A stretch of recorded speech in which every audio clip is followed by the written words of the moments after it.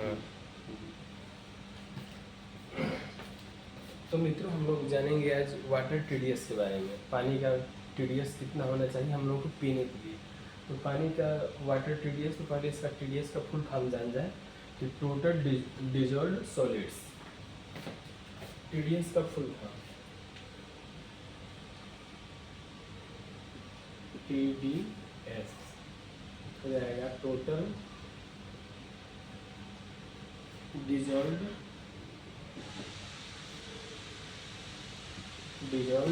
Solids,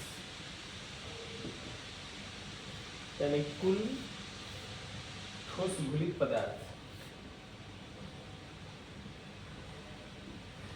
कुल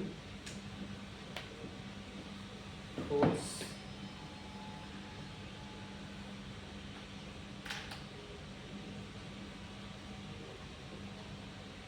घुलित पदार्थ।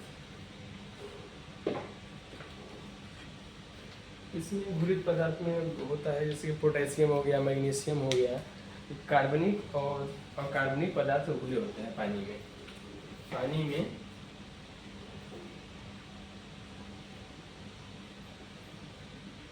पानी में कार्बनिक और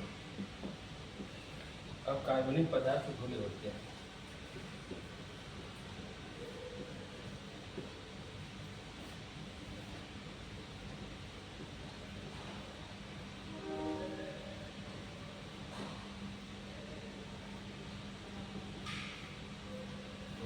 इसका टीडीएस का फुल फॉर्म ध्यान से याद कर लेना है, टोटल डिजॉल्व्ड सॉलिड्स, यानी कुल ठोस घुलित पदार्थ।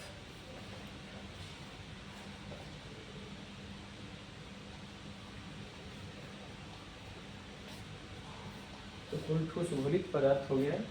और इसका टीडीएस, पानी का टीडीएस कितना होना चाहिए? तो पानी का टीडीएस 150 से 300 ppm के 300 ppm से कम होना चाहिए, इसको याद रखना है। पानी का टीडीएस, वाटर टीडीएस कितना होना चाहिए? 300 ppm से कम होना चाहिए।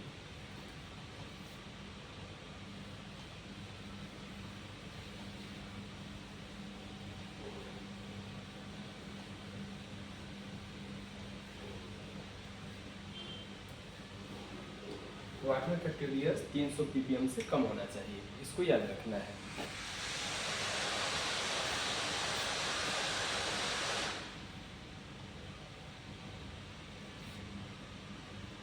वाटर टीडीएस, पीने का पानी,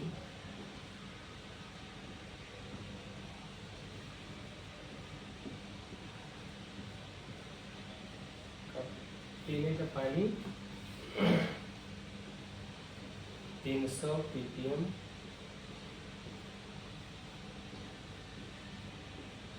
से कम होना चाहिए।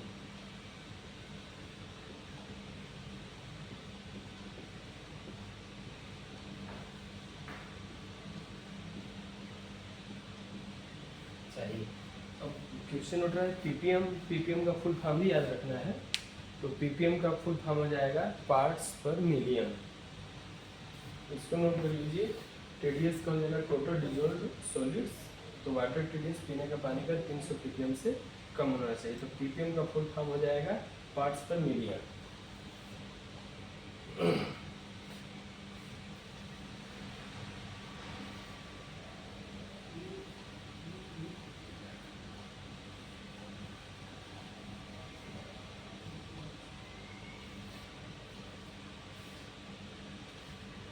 पीपीएम, पीपीएम पार्ट्स पर मिलियन, पार्ट्स पर मिलियन।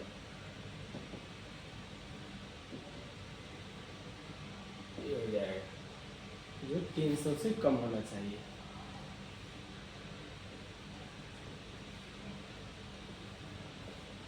कम होना चाहिए पीने का पानी का। पीने का पानी का 300 ppm से कम होना चाहिए, इसको याद रखना है। ppm का फुल फॉर्म क्या हो जाएगा? यहाँ पार्ट्स पर मिलियन। कितना हो जाएगा, ppm का फुल फॉर्म हो जाएगा पार्ट्स पर मिलियन, इसको याद रखना है। अब आगे चलते हैं कि जैसे कि पानी का pH कितना होता है। तो जैसे कि पानी का pH एक वैल्यू है, उसमें pH का इकाई नहीं होता है, इसको ध्यान रखना है। pH यानी कि पोटेंशियल हाइड्रोजन। कभी कभी होता है कि पीने का पानी अम्लीय है कि क्षारीय है कि उदासीन है, तो उसमें हो जाएगा pH यानी पहले pH क्या है, पानी का pH, तो वाटर pH यानी कि water potential hydrogen.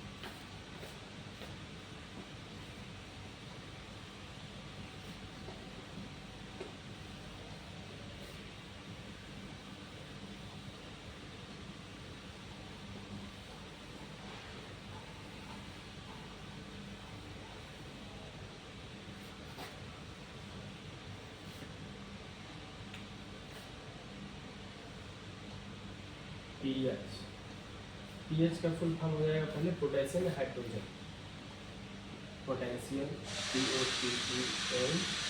POTENTIAL, potassium hydrogen.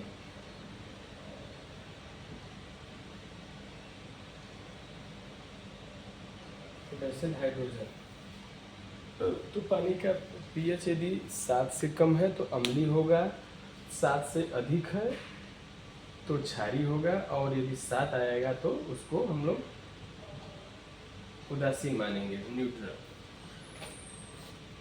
तो pH की वैल्यू, pH की यूनिट नहीं होती है, इसको ध्यान रखना है। क्या ध्यान रखना है कि pH की यूनिट नहीं होती है। तो pH 7 से कम है,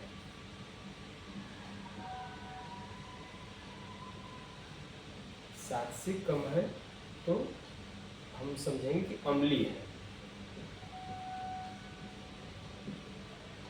अम्लीय है, और 7 से अधिक रहेगा तो क्षारीय है। 7 से अधिक है तो क्षारीय, बेस, और पीने का पानी का भी, और यदि 7 रहेगा तो उदासीन रहेगा पानी।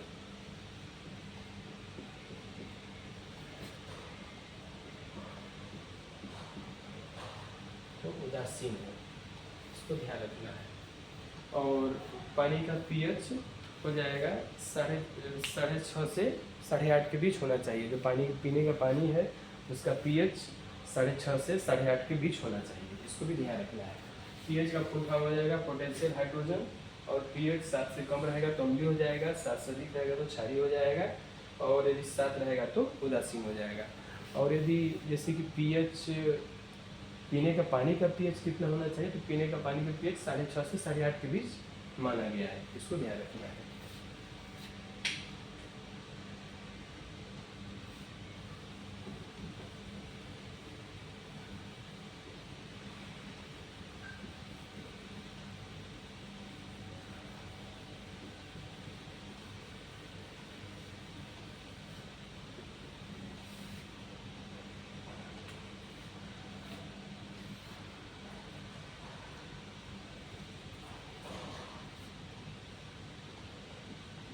pH 6.5 से 8.5 के बीच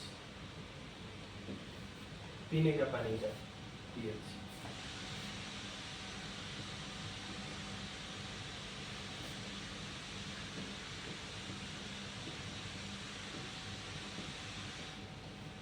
पानी में पोटेशियम हाइड्रोजन।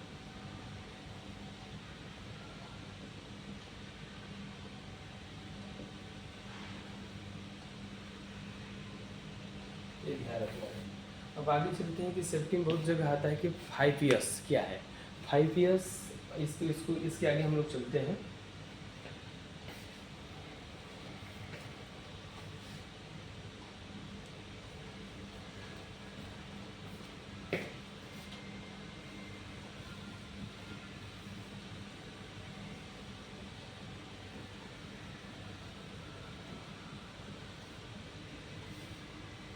तो 5 ईयर्स क्या है, तो 5 ईयर्स पहले इसमें लिख लेते हैं। 5 ईयर्स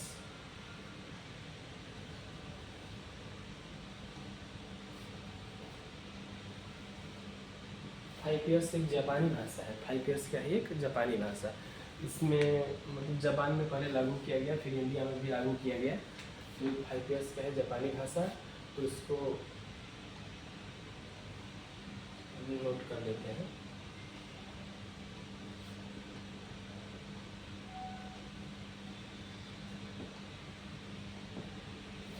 पहला हो जाएगा, जैसे हमारे यहाँ कोई भी सामान है, इसमें मतलब कि सामान का 5 ईयर्स का एक जापानी भाषा है। इसमें सामान का उचित रख रखाव, कोई भी हमारा सामान है, इतने इक्विपमेंट है, मान लीजिए suppose that heart air gate हो गया, हार्ट एयर गेट सिलेंडर हो गया, और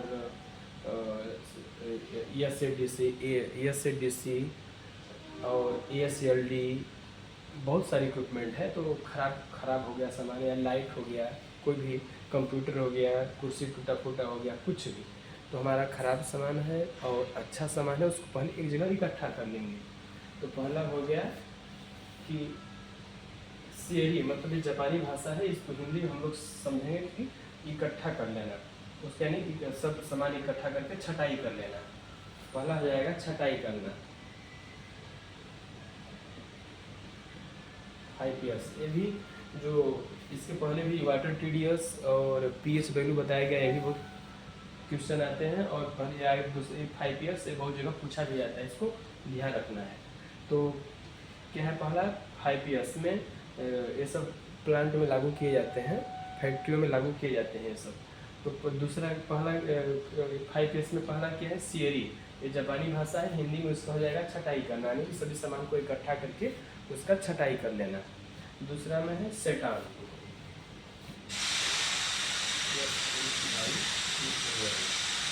सेटान SEI यानी कि सुसज्जित कर लेना।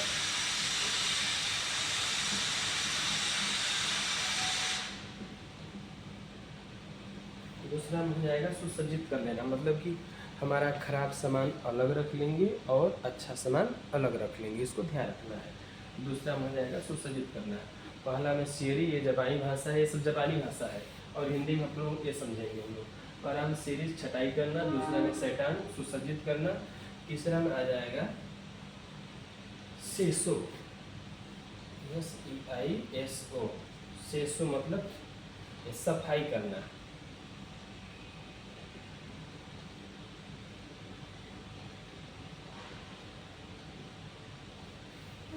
दूसरा में क्या हो जाएगा, सफाई। तीसरा में सफाई करना, मतलब उसको जो भी हमारे इक्विपमेंट है उसका क्या बोलते हैं, प्राइमर लगाना, पेंट करना, ग्रीस करना, ग्रीसिंग ज़रूरत है तो ग्रीसिंग करें, ज़रूरत है तो तेल डालें, ज़रूरत है तो उसका प्राइमर करके पेंट करके अच्छा से चमका दें, मतलब सफाई करना। चौथे में आ जाएगा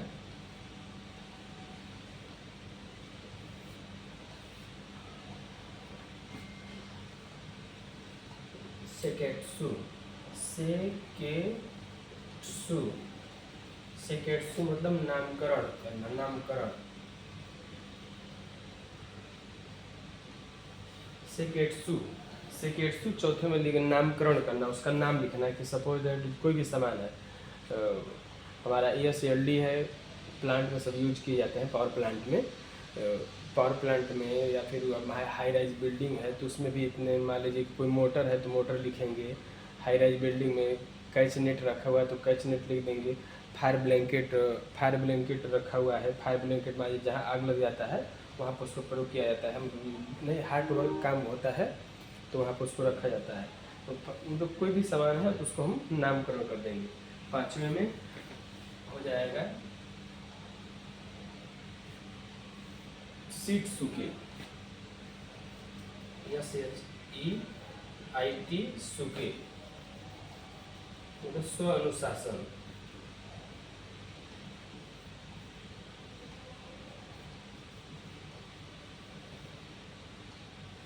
स्वनुशासन पाँचवें में हो जाएगा स्वनुशासन, मतलब कि इस प्रक्रिया को हमें बनाए रखना है। 5 ईयर्स हो जाएगा। ये 5 ईयर्स क्या है, जापानी भाषा में पहले जापान में लागू किया गया, फिर अपने इंडिया में लागू किया गया। और ये भी ध्यान रखना है कि साफ़ सफाई, मतलब कि उसको सामान का उचित रख रखाव करेंगे तो 50-60% एक्सीडेंट तो ऐसे ही कम हो जाता है, इसको ध्यान देना है, वो कम हो जाता है। तो इसको लागू करेंगे तो फिर बहुत ही फ़ायदा होगा। और तो इसमें क्या हो जाएगा, पहला हो जाएगा शेयरिंग, छटाई करना, जो भी हमारा अच्छा सामान खराब सामान रहेगा उसको इकट्ठा करके छटाई कर लेंगे। दूसरा में सेटान यानी सुसज्जित कर लेंगे, अच्छा सामान अलग, खराब सामान अलग। और तीसरा में क्या करेंगे, सफाई करेंगे, उसका प्राइमर लगाना है तो प्राइमर, पेंट करना है तो पेंट, ग्रीस मतलब उसका सफाई कर लेंगे। चौथे में क्या है, सेक्टेसु यानी कि नामकरण लिखना है, उसका नाम लिख लेंगे जो भी इक्विपमेंट का नाम है। पाँचवें में सीट सूखे मतलब इस प्रक्रिया को हमें लगातार बनाए रखना है। इस प्रक्रिया को हमें लगातार क्या करना है, बनाए रखना है, इसको ध्यान रखना है।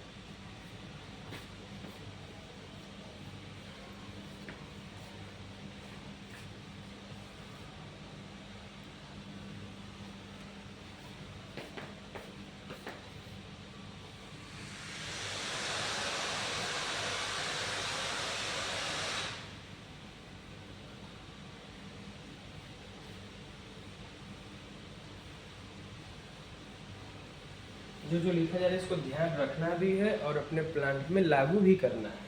अब इसको अपने सुरक्षा के व्यवहार में लाना है, इसको भी ध्यान रखना है। इसको याद मतलब ध्यान रखना है, याद रखना है और इसको अपने व्यवहार में लाना है, सुरक्षा के व्यवहार में भी लाना है, इसको ये भी रखना है। सुरक्षा के व्यवहार में पालन करना है और इसको पालन करने से प्लांटों में बहुत इनाम भी मिलते हैं, भी ध्यान रखना है। अपने जहाँ ऑफिस में ऐसा नियम अपनाएंगे और प्लांट में अपनाएंगे और घर में भी अपनाएंगे तो अच्छा ही है, कोई दिक्कत नहीं है। जो भी है सामान उसको अच्छा से रखेंगे, नाम लिखेंगे, ये सब अच्छा ही चीज़ है। और हम तो देखें कि कई प्लांटों में घर का भी निरीक्षण किया जाता है और इनाम भी मिलता है, हमें देखे हैं, सुने हैं ये सब। घर में भी प्रयोग करेंगे तो उसमें चेकिंग चलती है कि उनका घर फलाने सिंह का घर कैसा है, तो चेकिंग होगा तो उसमें घर का फ़ोटो मांगा जाता है कि घर का कैसा फ़ोटो है, तो जब फ़ोटो जाता है तो उसमें इनाम के लिए भी सेलेक्ट किया जाता है, तो इसे पालन करना है। अब हम लोग आगे चलते हैं, वर्क परमिट। वर्क परमिट क्या है, वर्क परमिट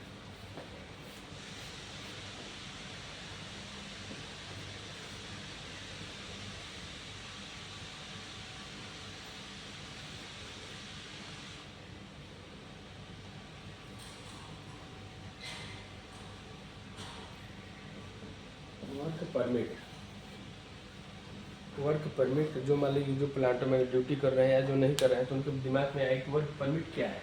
वर्क परमिट जैसे किसी काम को करने के लिए अपने क्लाइंट से उसका अनुमति मांगा जाता है, या फिर अपने जो भी सर लोग हैं, जीएम, डीजीएम और सीनियर इंजीनियर, सबको मतलब उस काम के बारे में जानकारी होना चाहिए, उनसे अनुमति मांगा जाता है।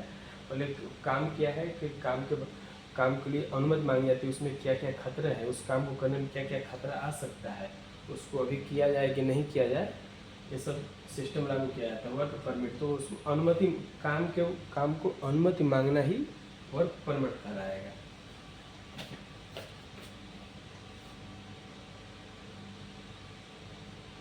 काम को करने के लिए, कार्य को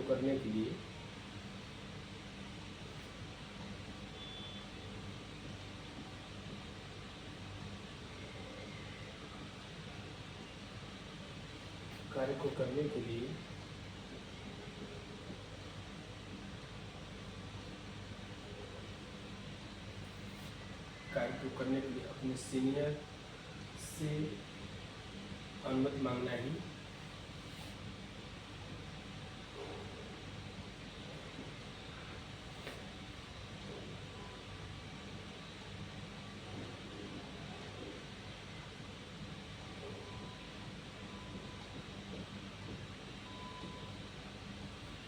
अपने मान लीजिए सीनियर हो गए, डीजीएम हो गए, जीएम हो गए, उन लोगों को भी जानकारी रहना चाहिए, उस अपने सीनियर से अनुमति मांगना।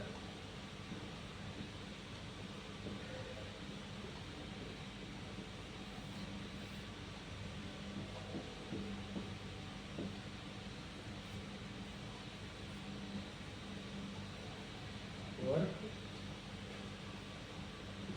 परमिट कहलाता है।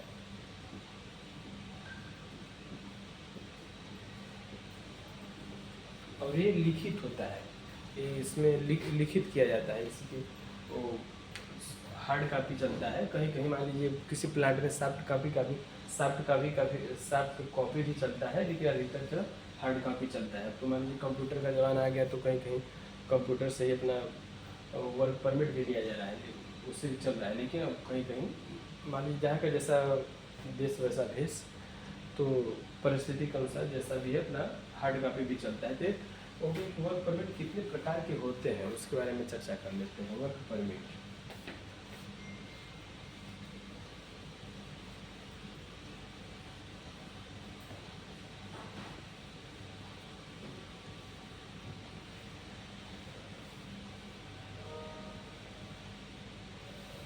इसका एक फार्मूला से भी याद कर लेंगे कि CCEEGHH हो जाएगा CCEEGHH,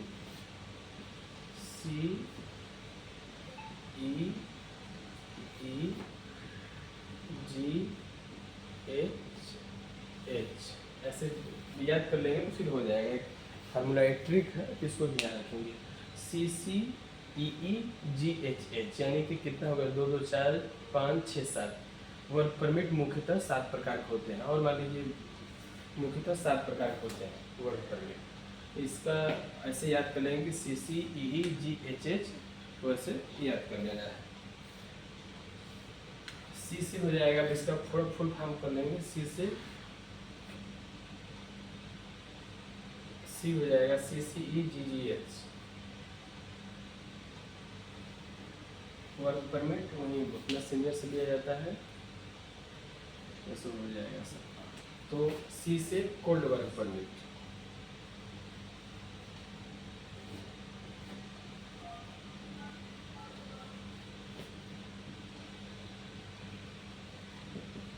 कोल्ड वर्क परमिट हो जाएगा। और इसके बाद ई से इलेक्ट्रिकल और ई से एक्सकावेशन, मतलब कोल्ड वर्क परमिट है। कोल्ड वर्क परमिट जहाँ पर ठंडा, जैसे कहीं कहीं पहाड़ों में भी काम करना पड़ता है, तो पहाड़ों में भी काम करना पड़ता है। पहाड़ों में हो गए तो ठंडे जगह पर, जहाँ पर ठंडे जगह पर काम करना पड़ता है, कहीं माइनस डिग्री में भी काम करना पड़ता है, या माइनस डिग्री में चल जाते हैं, उसमें काम करने के लिए, या फिर बहुत मान लीजिए कि 10 डिग्री है, 5 डिग्री है, ऐसे जगहों पर काम करने के लिए कोल्ड वर्क परमिट लिया जाता है।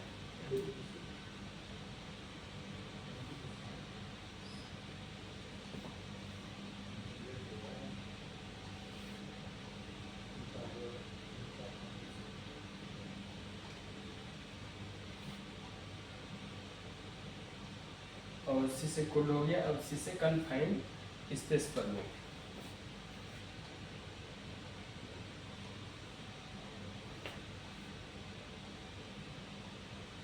सी हो जाएगा कन्फाइंड वर्क परमिट। तो कन्फाइंड में क्या होगा, कन्फाइंड मतलब कन्फाइंड है क्या, कन्फाइंड मतलब ऐसा जगह होता है, जैसे कि बोलेंगे टरबाइन, ऐसे तो टरबाइन में आ जाएंगे तो वो, या फिर ऐसे हम लोग बाहर देखेंगे तो ट्रैक्टर देखेंगे तो पानी का टैंक हो गया। पानी का टैंक मतलब एक ही जगह से देखिए पानी निकलता है, एक ही जगह से जाता है। तो ट्रैक्टर में जो पानी का टैंकर होता है, पानी का टैंकर को भी कन्फाइंड स्पेस बोल सकते हैं, क्योंकि उसमें मात्र एक, सपोज उसका जो ढक्कन होता है, तो ढक्कन में मात्र एक लोग ही प्रवेश कर जाएंगे, बहुत मुश्किल से, थोड़ा सा कठिनाई होगा, तो उसमें आ जाएगा कन्फाइंड में। वाटर टैंकर को भी बोल सकते हैं, वाटर टैंक, जैसे एग्जाम्पल में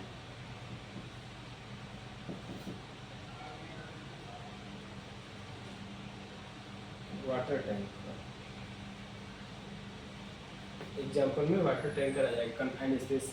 ऐसे तो मान लीजिए पावर प्लांट में लेंगे तो पावर प्लांट में टरबाइन हो गया, और पेंट हाउस हो गया, और इसके बाद स्टीम टैंक हो गया, ये सब कन्फाइंड स्पेस में आते हैं।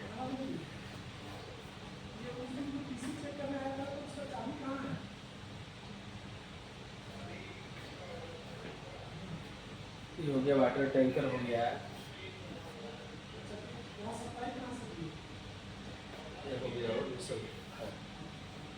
और इसके बाद ई से अब लेते हैं, ई से इलेक्ट्रिकल वर्क परमिट।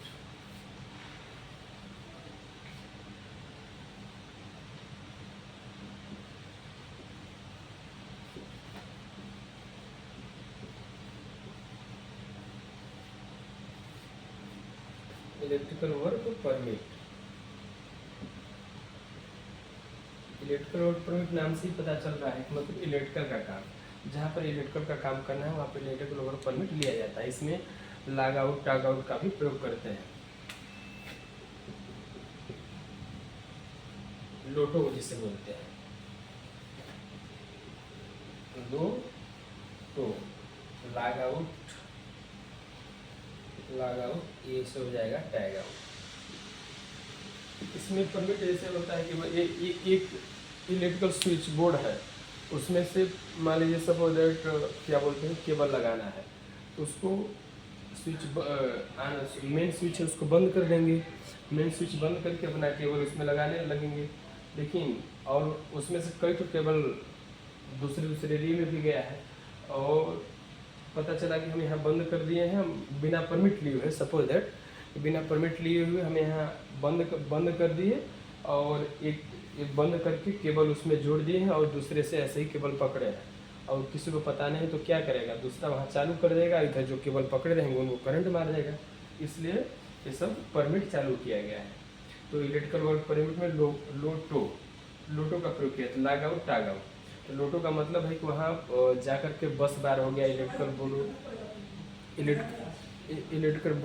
बोर्ड हो गया, उसमें क्या करते हैं कि पूरा अच्छी तरह से ताला लगा देते हैं। ताला लगा के एक आदमी को वहाँ रखा जाता है, ताला लगा देंगे, टैग लगा देंगे और आदमी को रख देंगे कि दूसरा अन्य आदमी वहाँ चालू न कर पाए, उसको बंद कर दिया जाता है। तो इससे बहुत दुर्घटनाएं बचने लगे हैं। तो पहले ऐसे ही बंद कर दिए, दूसरी जगह काम दूसरे एरिया वाले आए, अब चालू कर दिए, फिर पकड़े हुए हैं तो इससे करंट वरंट लग जाता था। एक और इससे आएंगे एक्सावेशन,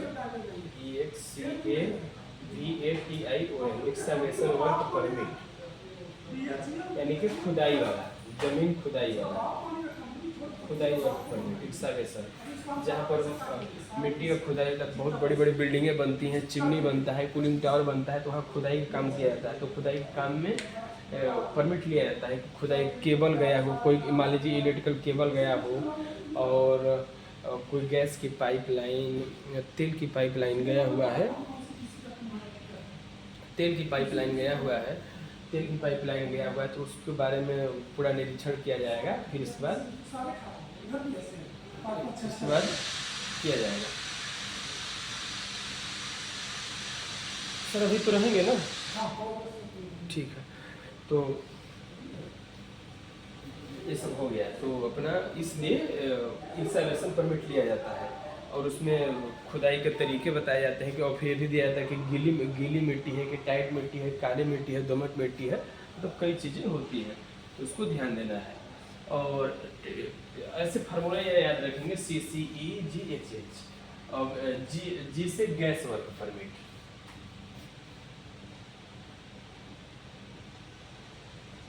गैस वर्क परमिट ये हो गया। 3H से हाइट, ये हाइट हो जाएगा, हाइट वर्क परमिट हो जाएगा। और हाइट वर्क परमिट क्या है कि 1.8 मीटर, यानी कि 1.8 मीटर के ऊपर जाएंगे, 1.8 मीटर के ऊपर जाएंगे तो हमें हाइट वर्क परमिट लेना है। और तो उसमें जो भी है लाइफ लाइन, फाल अरेस्टर, सेफ्टी बेल्ट और इसके फोल्डिंग बनेगा जैसा रहेगा, वहाँ पर हाइट वर्क परमिट लिया जाता है। और लास्ट में हो जाएगा हार्ट वर्क परमिट।